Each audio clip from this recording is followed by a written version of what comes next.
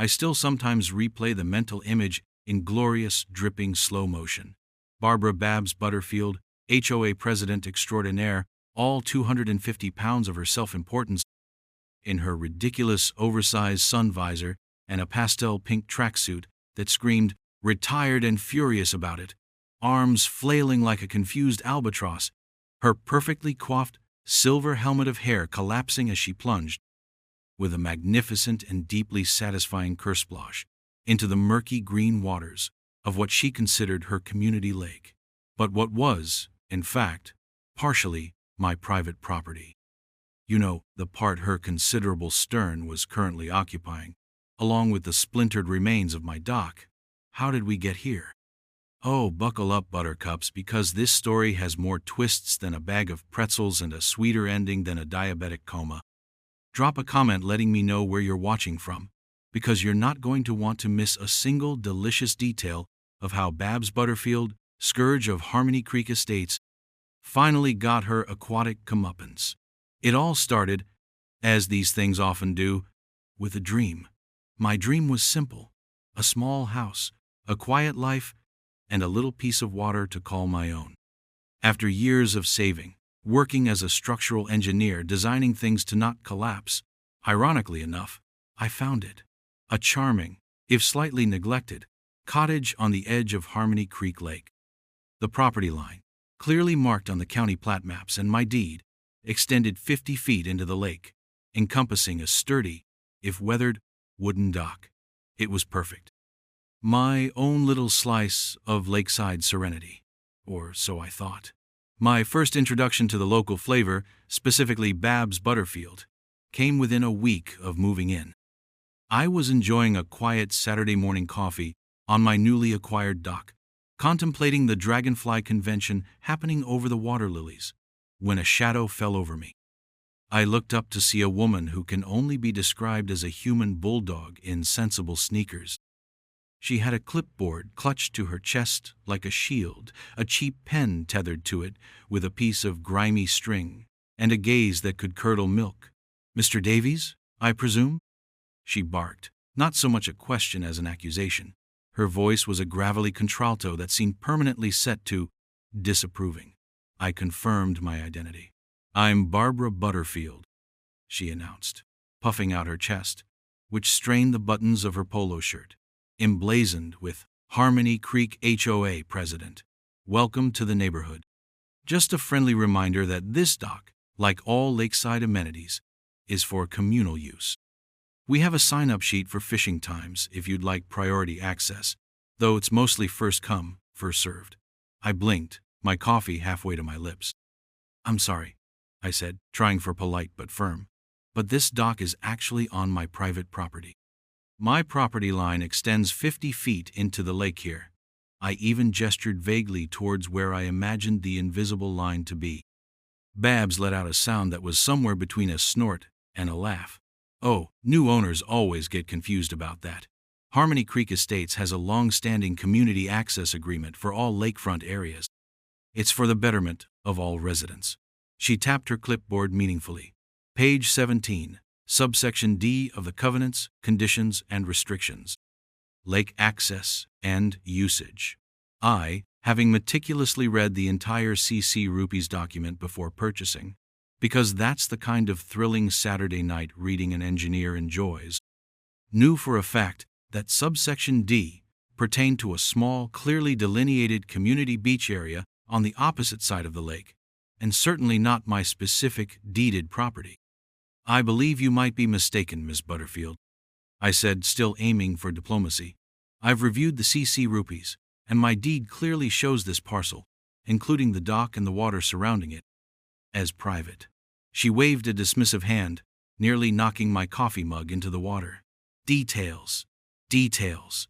We operate on community spirit here, Mr. Davies. Sharing is caring." Her smile was tight, predatory. "Now, I was planning on doing a spot of fishing here this afternoon, around 2. Just so you know." And with that, she turned on her heel and marched off, her sensible sneakers squeaking with self-righteous indignation on the wooden planks of my dock. I sat there, momentarily stunned, The sheer audacity was breathtaking. This wasn't just a misunderstanding.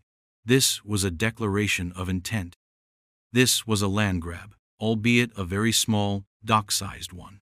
That afternoon, true to her word, Babs appeared at 2 p.m. sharp, fishing rod in hand, a lurid green tackle box swinging by her side. She even had a small, foldable camp stool. She didn't acknowledge me, sitting on my porch reading, but simply set up shop at the end of my dock and cast her line. The nerve. I went down armed with a copy of my plat map. "Miss Butterfield," I began, "I really must insist. This is private property." "You're trespassing," she reeled in her line with a sigh of exaggerated patience, as if dealing with a particularly dim-witted child. "Mr. Davies, we've been over this. This is a community asset. Your deed interpretation is obviously flawed. The HOA maintains this entire lakefront. This was patently untrue. The HOA cut the grass in the actual common areas, but my little patch was my responsibility. Thank you very much." I tried again. "This isn't an interpretation. It's a legal boundary. I can show you the survey markers." She snorted. "Don't be difficult, dear. Some people just can't handle living in a close-knit community." She then proceeded to expertly bait her hook with a wriggling worm, clearly dismissing me. I went back inside, fuming. This was not the tranquil lakeside life I'd envisioned. This was shaping up to be a siege. Over the next few weeks, it only escalated.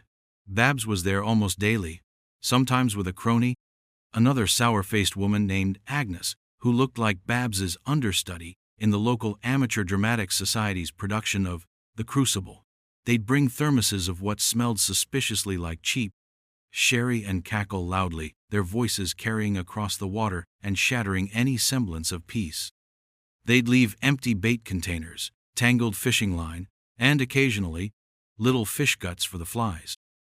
I sent a polite, registered letter to the HOA board, including Babs, with copies of my deed, the plat map, and a clearly written explanation of my property rights, requesting that they instruct Miss Butterfield to cease trespassing.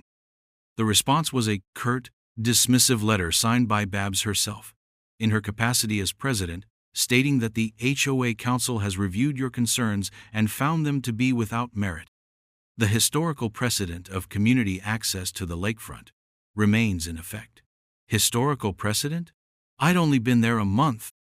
I later learned from a nervous, sympathetic neighbor, a quiet gentleman named Arthur, who lived a few houses down and clearly despised Babs but was terrified of her, that Babs had been trying to slowly absorb little bits of lakefront for years, arguing for communal visual corridors or erosion control easements that somehow always benefited her own property's view or access.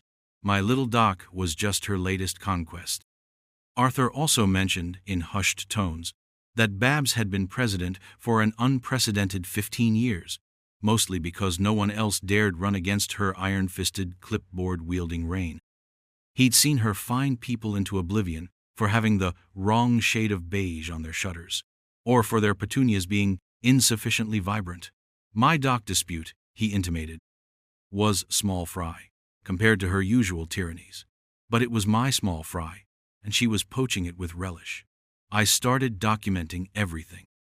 Dates, times, photographs of Babs and Agnes on my dock, the trash they left.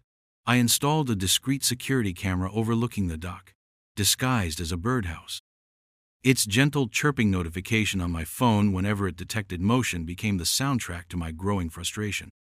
Babs, meanwhile, seemed to revel in my discomfort, her smirk growing wider each time she saw me watching her from my window. She once had the gall to shout, "Lovely day for it, Mr. Davies. Water's a bit chilly, though. You should really get the HOA to look into that." The implication being, of course, that the lake and its temperature were somehow under her purview, and by extension, mine to suffer if they weren't up to her standards. The woman was a walking, talking embodiment of entitlement, wrapped in a layer of cheap polyester and wielding a fishing rod like a scepter. And I, the structural engineer who meticulously designed things to withstand pressure, was starting to feel the pressure to make something, or someone, give. The peaceful dream was well and truly over. It was war, and Babs Butterfield had no idea who she was messing with. The registered letter to the HOA board had, as predicted by my increasingly gloomy self and whispered warnings from Arthur, achieved precisely nothing beyond, perhaps, further inflating Babs Butterfield's already dangerously overpressurized ego. Her dismissive response, penned on official HOA letterhead that probably cost the community a small fortune in specialty paper and color ink, reeked of smug condescension. It essentially told me to get stuffed, but in polite, bureaucratic language that made my blood boil even more than if she'd just scrawled, "Tough luck, pal," on a napkin. The historical precedent she cited was, of course, entirely fabricated, a figment of her power-hungry imagination. Arthur confirmed this later, over a clandestine cup of coffee in my kitchen. He'd practically tiptoed to my back door, looking over his shoulder as if Babs had snipers stationed in the trees. "Historical precedent?" He'd scoffed, his voice a conspiratorial whisper. "Mark, the people who owned this house before you were a reclusive elderly couple, the Hendersons. They hadn't used that dock in 20 years, probably hadn't even been down to the lake in 10. Babs only started this community access nonsense about 6 months before you bought the place, probably when she heard it was going on the market. Figured she'd establish a pattern before some new schmuck like, well, us," he added with a rueful smile, "moved in. This little tidbit of information was gold. It meant her entire claim was built on a foundation of lies even shakier than my poor, beleaguered dock. My documentation, already fairly comprehensive, now took on a new level of obsessive detail.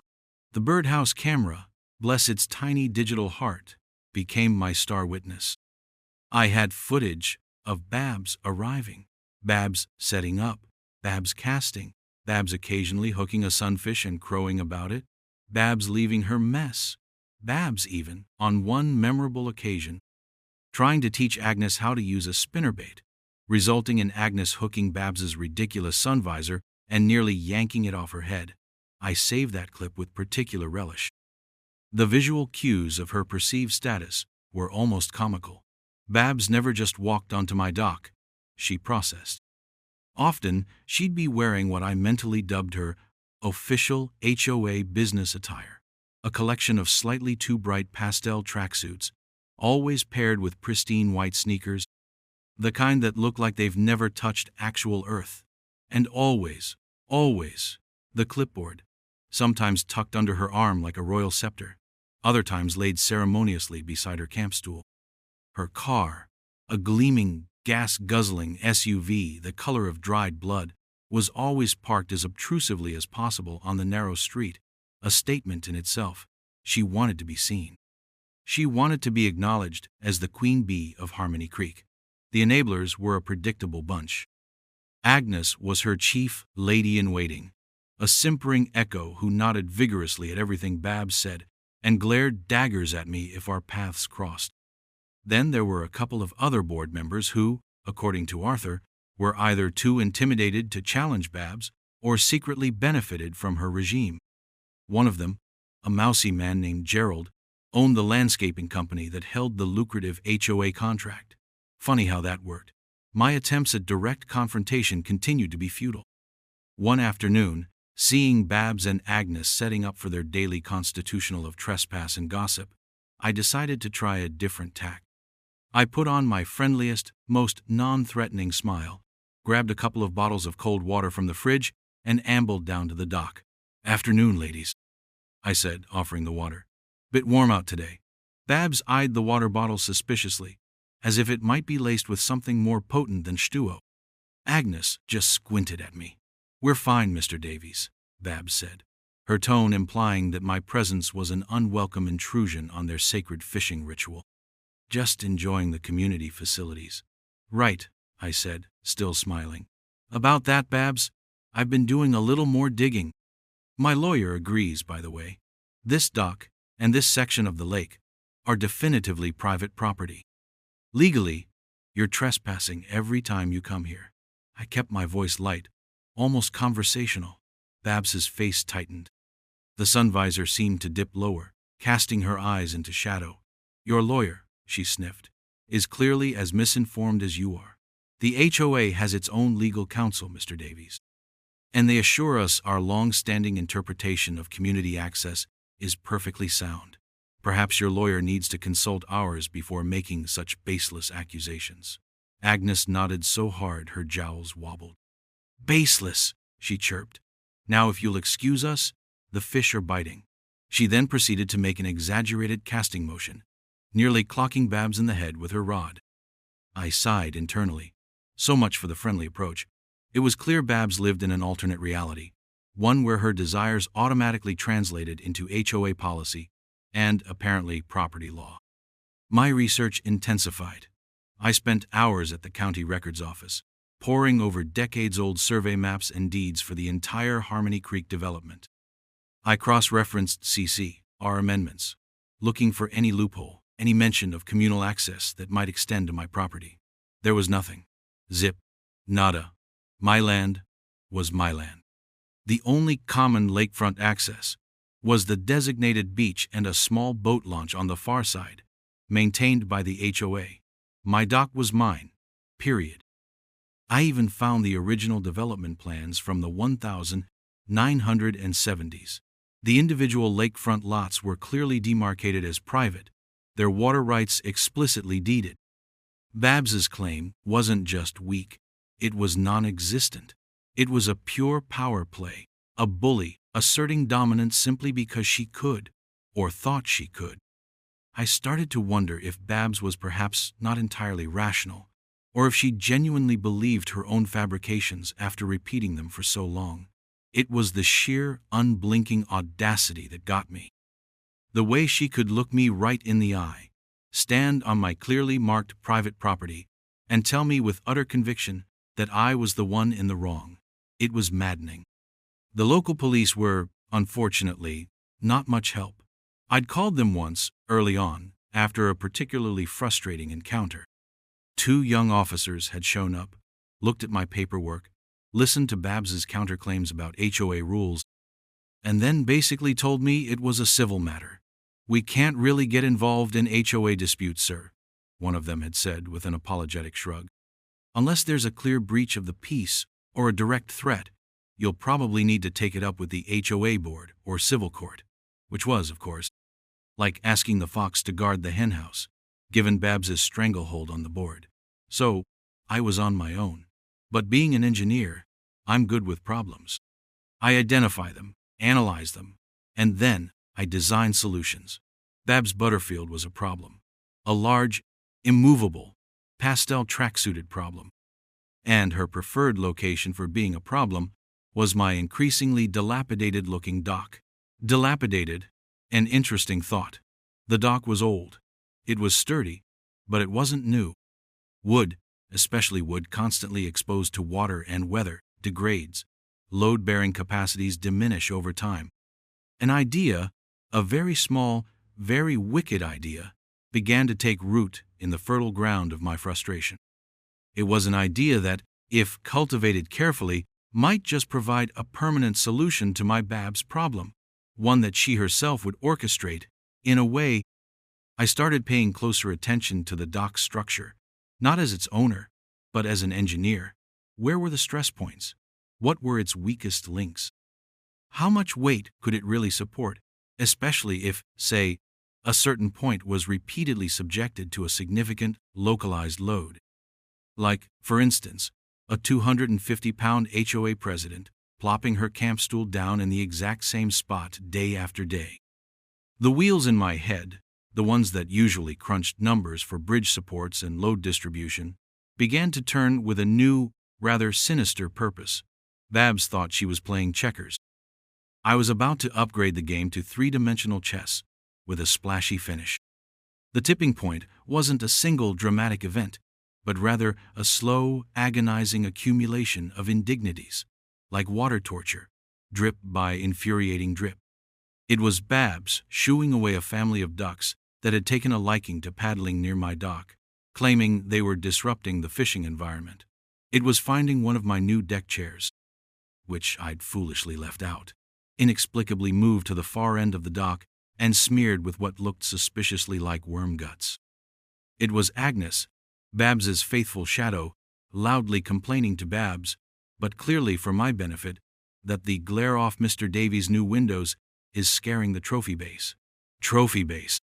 In Harmony Creek Lake, the biggest thing I'd ever seen pulled out of there was a disgruntled catfish and Babs's oversized ego. But the incident that truly solidified my resolve, that pushed me from righteously indignant to actively plotting, was relatively minor, yet spoke volumes about Babs's profound lack of boundaries and respect.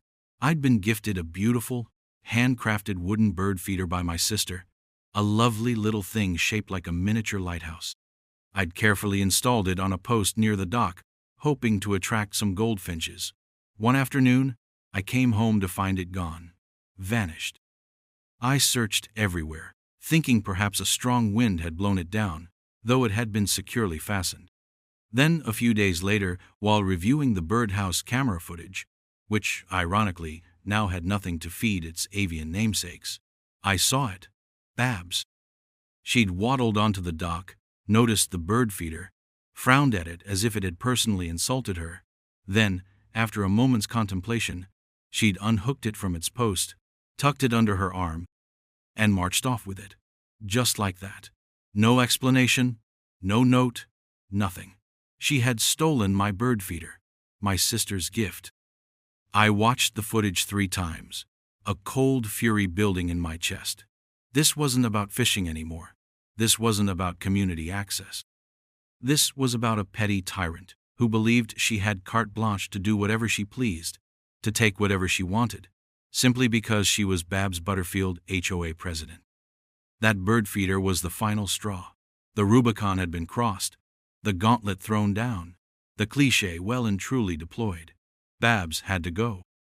Or, at the very least, Babs had to be taught a lesson so profound, so memorable, so utterly damp, that she would never again set her sensible sneakered foot on my property. The idea that had been tickling the back of my engineer's brain, the one involving the dock and gravity, now blossomed into a full-fledged plan. It was elegant in its simplicity, yet required careful, precise execution. The dock, as I mentioned, was old but fundamentally sound, for normal use. However, like any wooden structure exposed to the elements, certain parts were more weathered than others. My plan wasn't to sabotage it in a way that would be obvious or dangerous to anyone, but a very specific, very predictable user. No, my plan was to accelerate a natural process, to guide its inevitable decline towards a specific, targeted failure. It would be an unfortunate accident, one that just happened to coincide with Babs's persistent, unauthorized presence.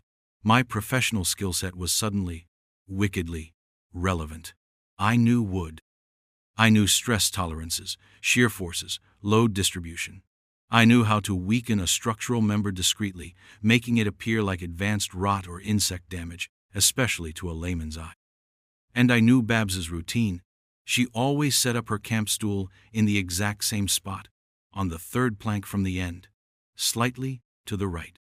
It was her lucky spot, she'd once loudly proclaimed to Agnes. Her lucky spot was about to become decidedly unlucky. Was it a bit extreme?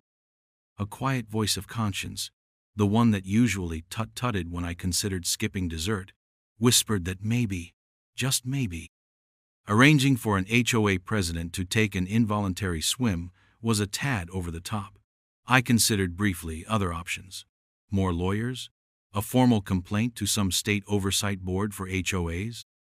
All time-consuming, expensive, and with no guarantee of success against a creature as entrenched and shameless as Babs.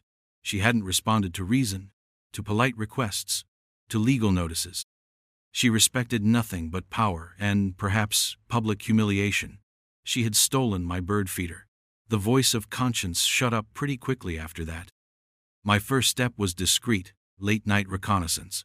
Under the cloak of a moonless night, armed with a powerful flashlight and my old engineering toolkit, I examined the underside of the dock.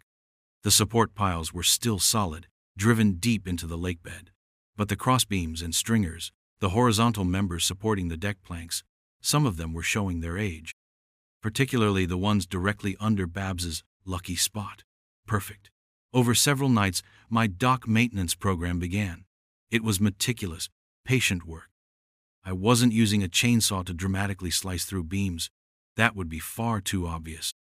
No, my tools were more subtle. A collection of awls, specialized wood rasps, a small, very sharp pull saw that could make precise, hidden cuts, and a drill with various auger bits. I focused on one key stringer, the main support directly beneath Babs's throne. I carefully, artfully, simulated advanced decay.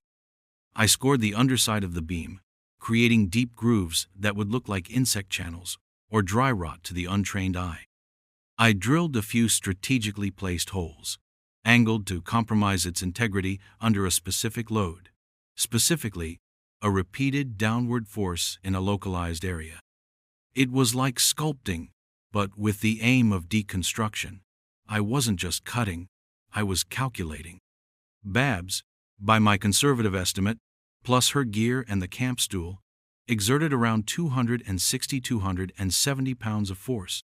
I wanted the beam to hold for a while, to groan a bit under the strain, to give the illusion of gradual failure, not a sudden snap. It needed to withstand, say, my weight, if I accidentally stepped there, but not her weight, repeatedly, especially if she plonked herself down with her usual lack of grace. I reinforced the surrounding areas slightly, very subtly, to ensure the failure would be localized, right where she sat. The goal wasn't to destroy the whole dock, just her part of it. I even collected some genuinely rotten wood from a decaying log pile at the edge of my property, and painstakingly introduced some of its fungi and detritus into the crevices I created to enhance the appearance of natural decay. Forensic engineering in reverse. During the day, I played the role of the increasingly resigned homeowner. I'd sigh dramatically when Babs arrived, perhaps make a pointed comment about some people having no respect for private property, but I stopped escalating the direct confrontations. I wanted her to become complacent, to feel like she'd won, that I'd given up. This would make her continued presence even more predictable. My birdhouse camera was repositioned slightly to get a clearer view of the target zone and, crucially, to capture Babs's approach and settling onto the dock. I even set up a second, more concealed camera from a different angle, nestled in a thicket of bushes on shore.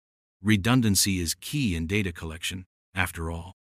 I mentally rehearsed my reaction: shocked, surprise, concern, an offer of assistance, perhaps a long pole to fish her out, rather than risking getting too close to the thrashing. The phrase, "Oh dear Babs, are you all right? That old dock must have finally given out. I told you it was getting rickety," played on a loop in my head.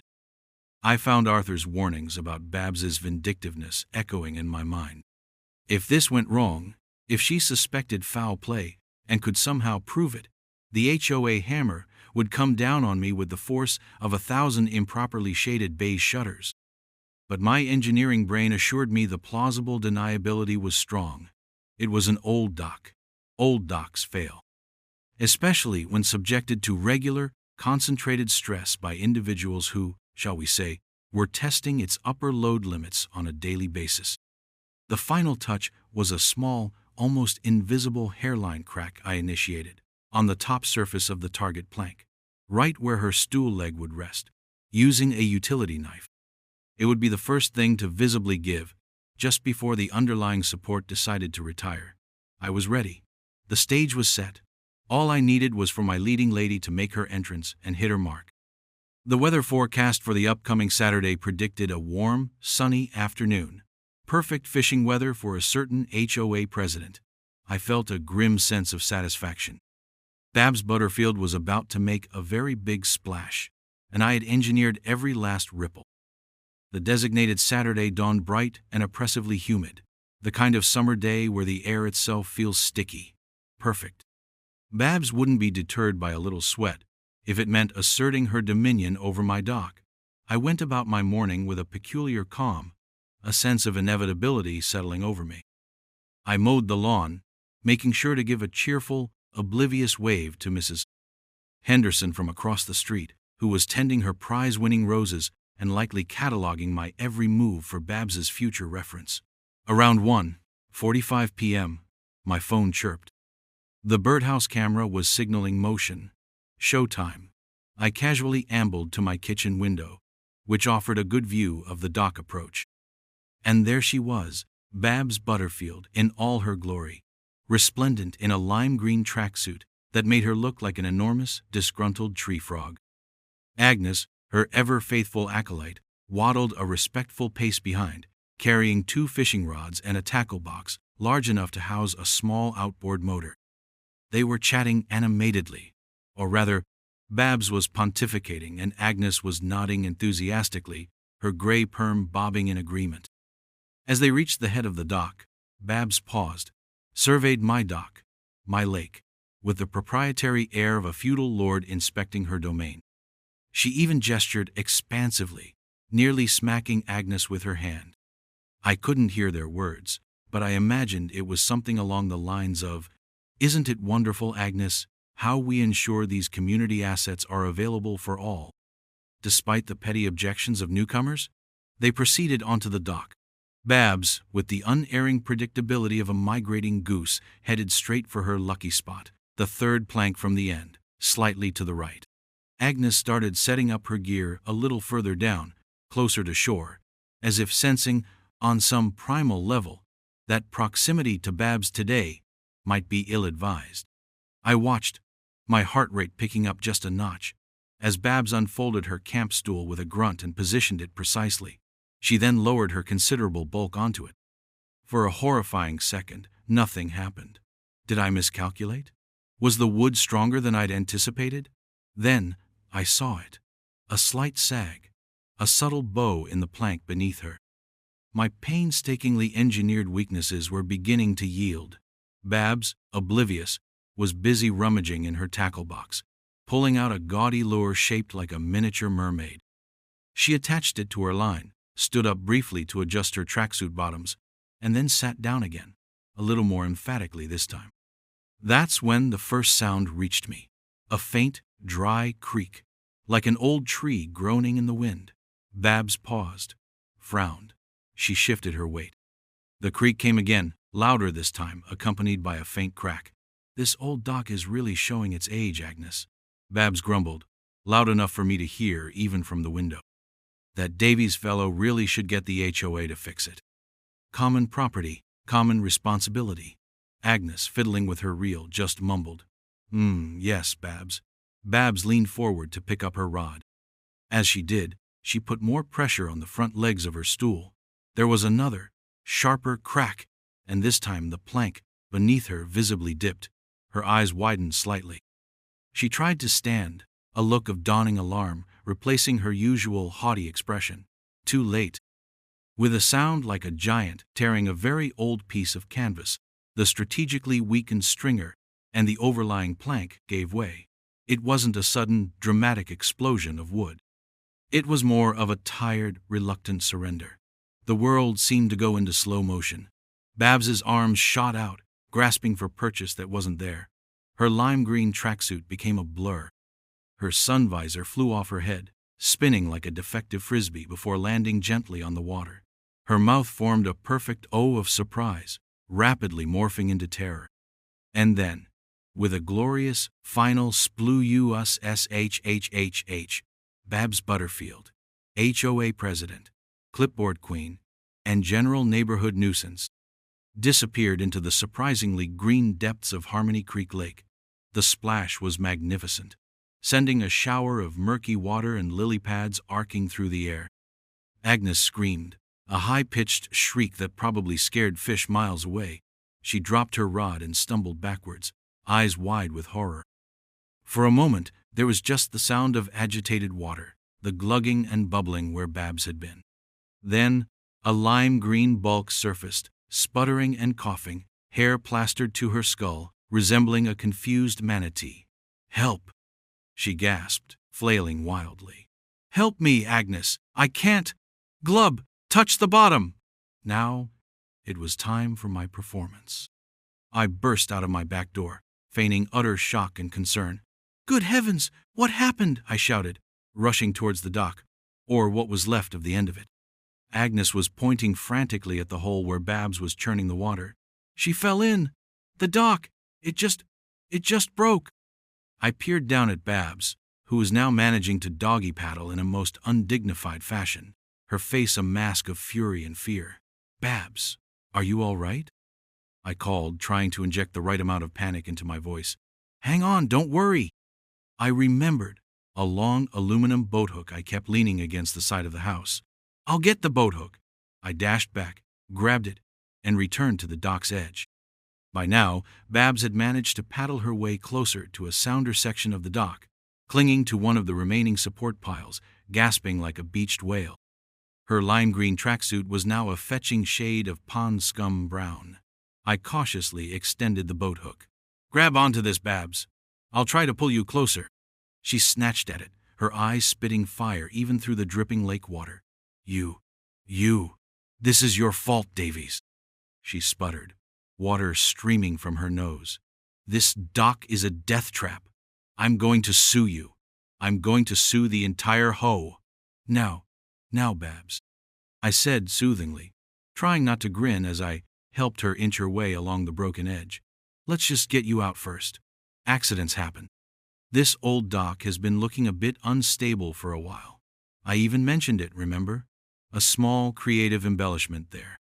Agnes, meanwhile, had recovered enough to start wringing her hands and muttering about lawyers and insurance.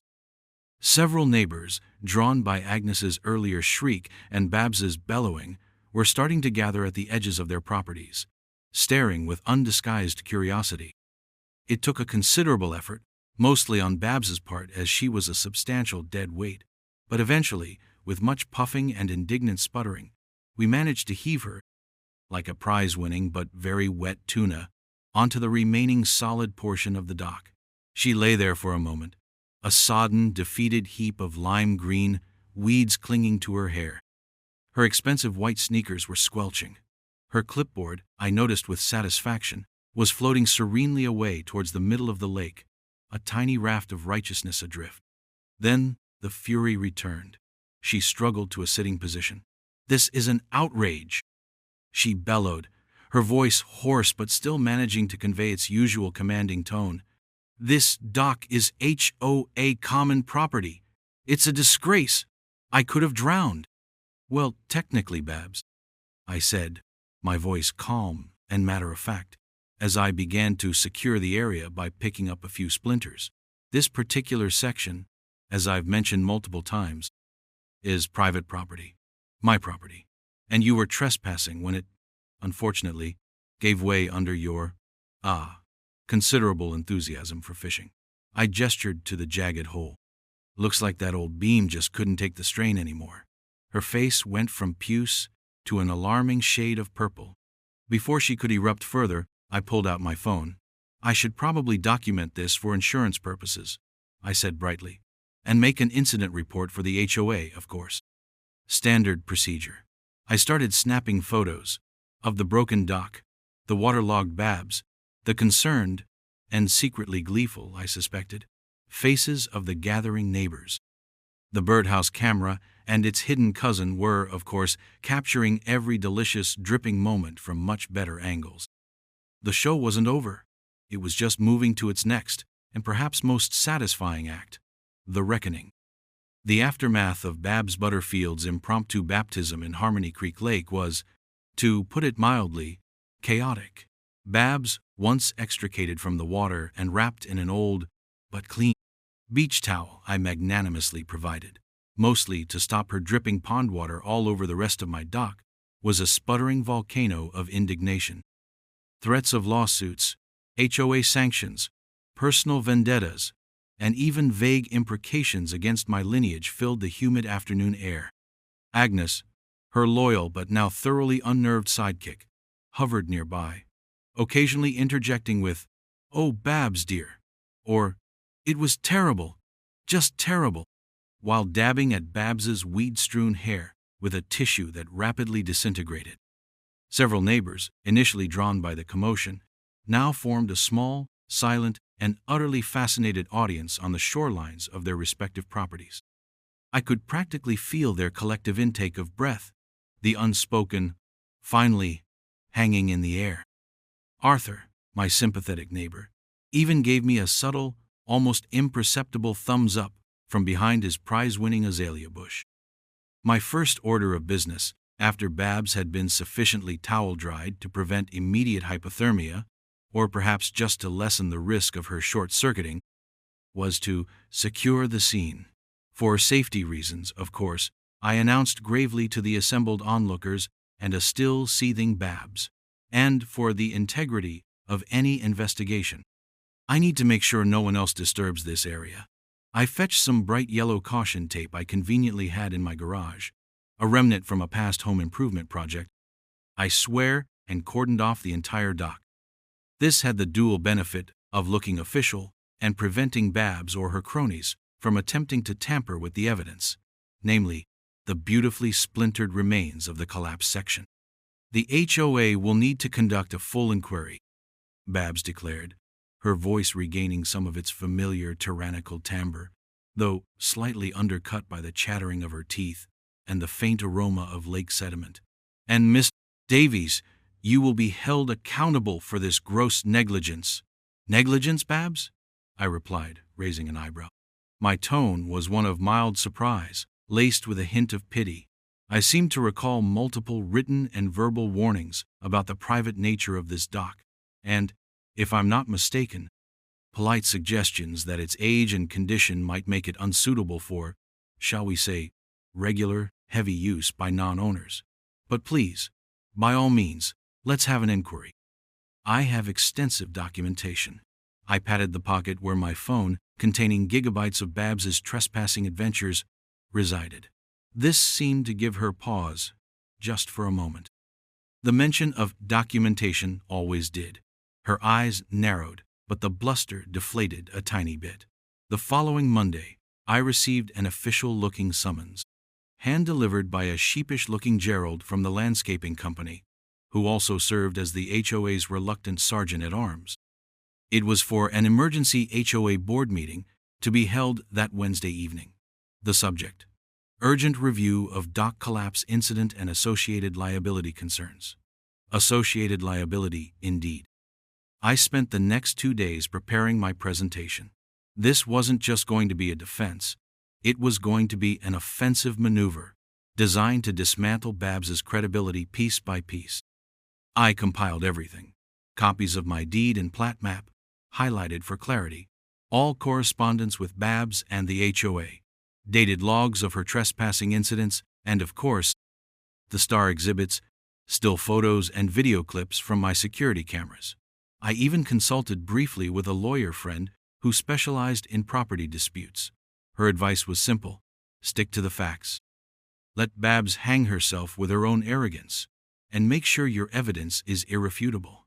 I also took detailed, high-resolution photographs of the broken timber from the dock. As an engineer, I could clearly see the clean, sharp edges where I'd made my accelerated decay interventions.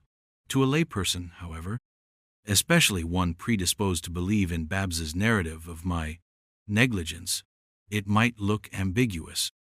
So, I also photographed genuinely rotted pieces of wood from elsewhere on my property, noting the soft, crumbling texture, the pervasive fungal growth, a stark contrast to the still relatively solid, albeit strategically compromised, timber from the dock. My pièce de résistance was a timeline, meticulously constructed, showing Babs's repeated ignoring of private property no trespassing signs, which I had, of course, installed a week before the incident, once my plan was in motion, and dutifully photographed her, ignoring on multiple occasions. The meeting was held in the Harmony Creek Community Clubhouse, a rather dreary room smelling faintly of stale coffee and broken dreams. Babs was seated at the head of the table, looking remarkably composed, though her usual vibrant tracksuit had been replaced with a somber, navy blue ensemble, perhaps to convey a sense of gravamen. Agnes was beside her, looking pale.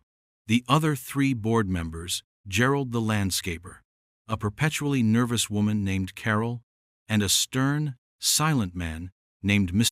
Henderson, no relation to the previous owners of my house, thankfully, looked like they'd rather be anywhere else. I was offered a seat at the opposite end of the table, feeling rather like a prisoner in the dock. Pun intended.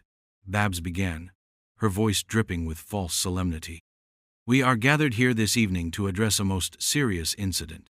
The collapse of a community access dock, resulting in my personal distress and potential injury. She paused for dramatic effect, dabbing at a non-existent tear with a handkerchief. This was a terrifying ordeal, one that highlights a clear case of negligence on the part of the lakefront property owner, Mr.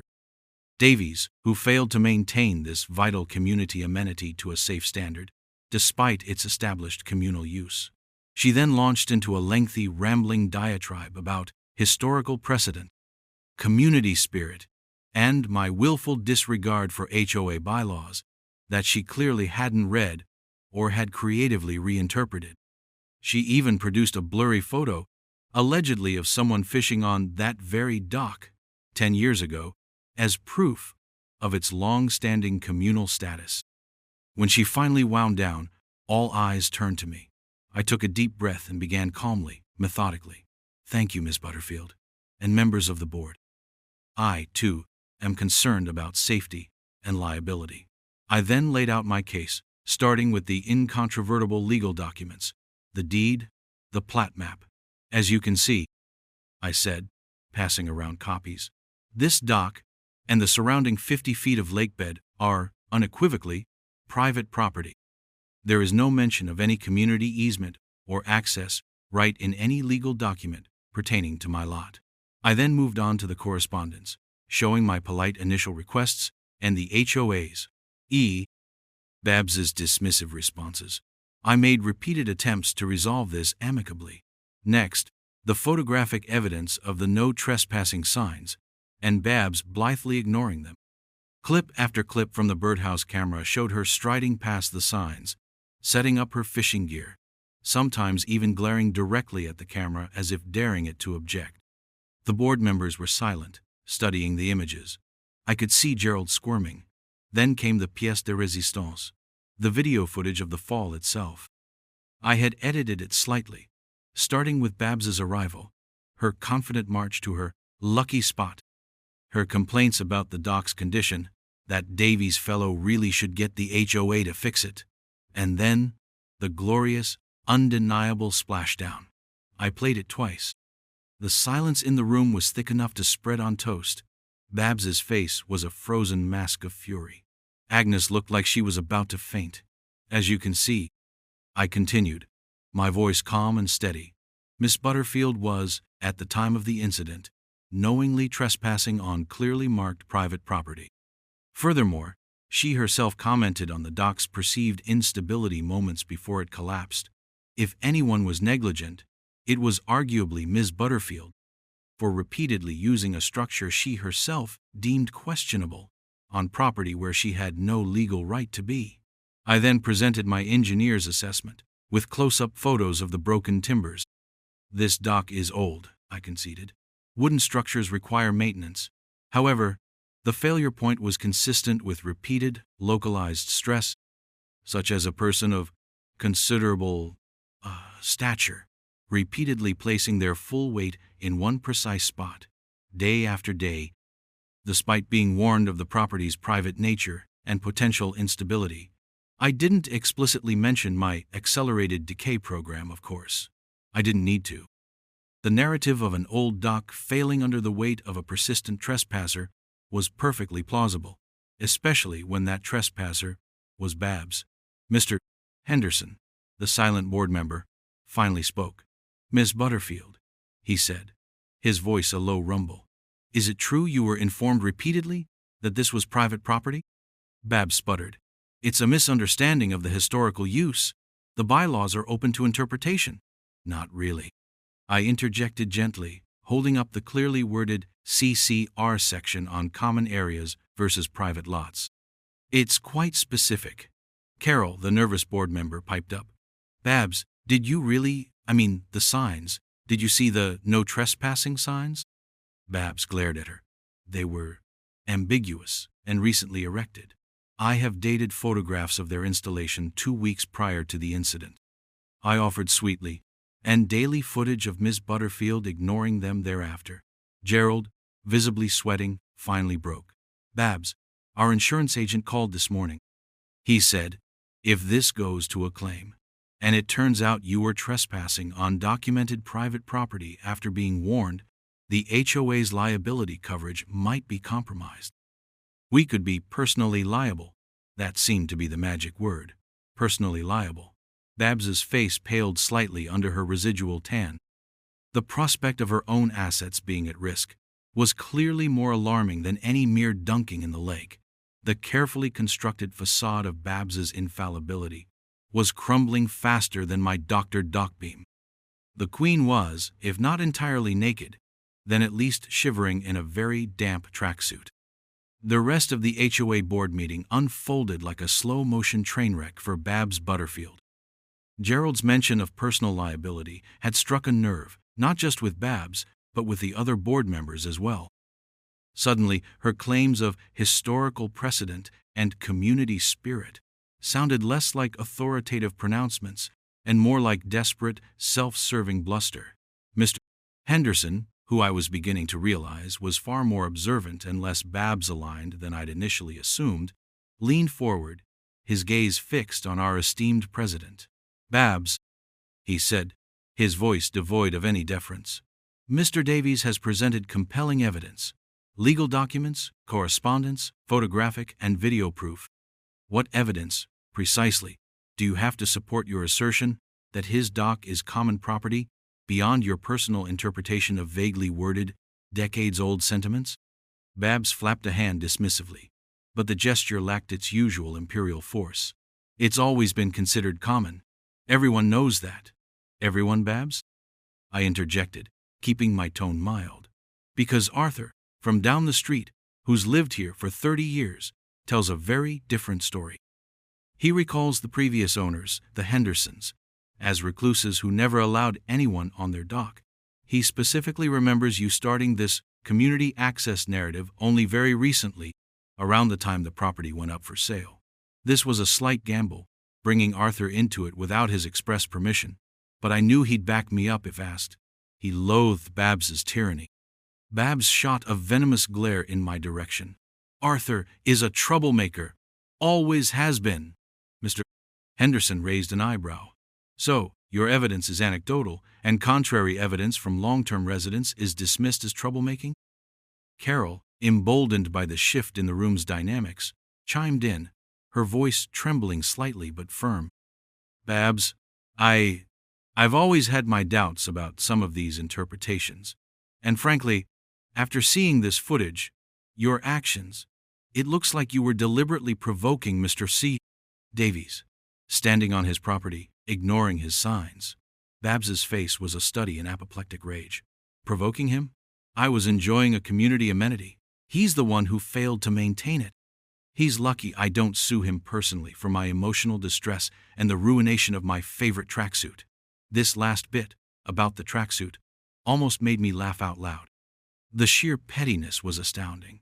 "Miss Butterfield," I said, cutting through her tirade, "the only emotional distress here appears to be stemming from the consequences of your own actions. As for the dock, if it was indeed an HOA common amenity, why wasn't the HOA maintaining it? Why wasn't it on any HOA maintenance schedule or budget? Because it wasn't, and isn't, HOA property." I turned to the rest of the board. "I'm not looking to be litigious. I simply want this harassment to stop. I want Miss Butterfield to acknowledge my property rights and stay off my land. And frankly, I think the HOA owes me an apology and compensation for the damage to my dock, which was directly caused by Ms. Butterfield's unauthorized and persistent misuse." There was a stunned silence. Babs looked like she might actually explode. "Compensate you?" she shrieked. "You'll be lucky if the HOA doesn't fine you into oblivion for having a hazardous structure." Gerald cleared his throat nervously. "Actually, Babs, given that it's private property, we probably can't fine him. And our lawyer did mention that if Mr. Davies can prove repeated trespassing led to the damage, the HOA, or possibly you personally, if you were acting outside your official capacity by trespassing, could be liable for repairs. The wind completely went out of Babs's sails. The fight seemed to drain from her, replaced by a sort of sullen, bewildered deflation.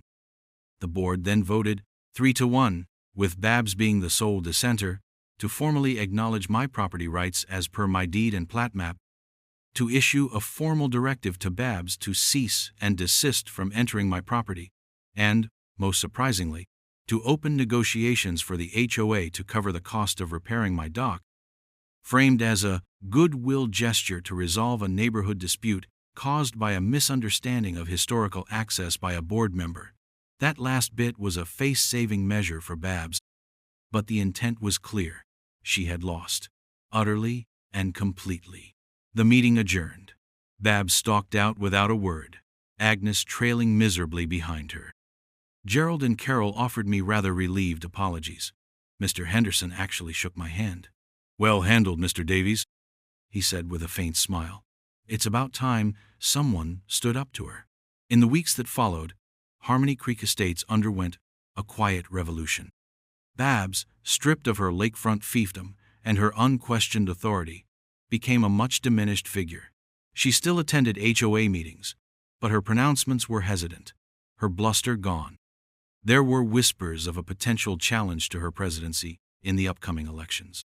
Many neighbors, who had previously lived in quiet fear of Babs's arbitrary rulemaking, seemed to breathe a collective sigh of relief. People started painting their shutters slightly more adventurous shades of beige. Petunias dared to be vibrant. True to their word, the HOA, after some back and forth, mostly driven by Babs trying to lowball the estimate, paid for the repair of my dock. I hired a reputable contractor and had it rebuilt stronger than before, with reinforced beams and new, sturdy planking. And, of course, a very prominent, professionally made sign. Private property. No trespassing.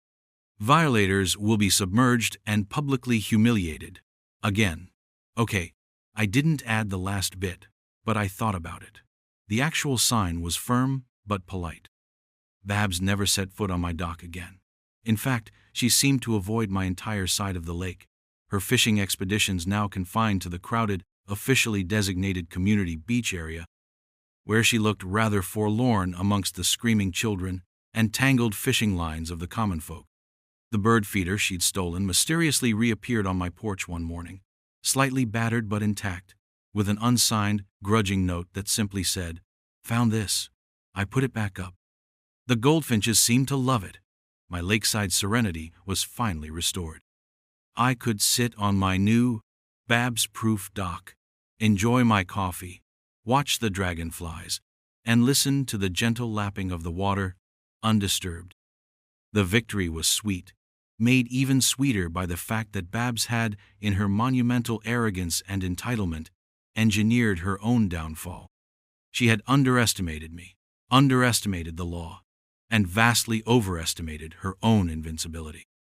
She learned, the hard way, that even the most powerful HOA president can be brought down by a determined engineer with a good plat map, a well-placed camera, and a fundamental understanding of structural load limits, both for timber and for tyrants. So, what do you think? Did Babs get what was coming to her, or did I take things a little too far with my structurally assisted swimming lesson? Let me know in the comments. And don't forget to like and subscribe, because trust me, there are always more stories when you're dealing with HOAs, and sometimes, just sometimes, the good guys, with a little bit of cunning, actually win. It just goes to show, you can only push a quiet man so far before he starts applying his professional skills in unconventional ways.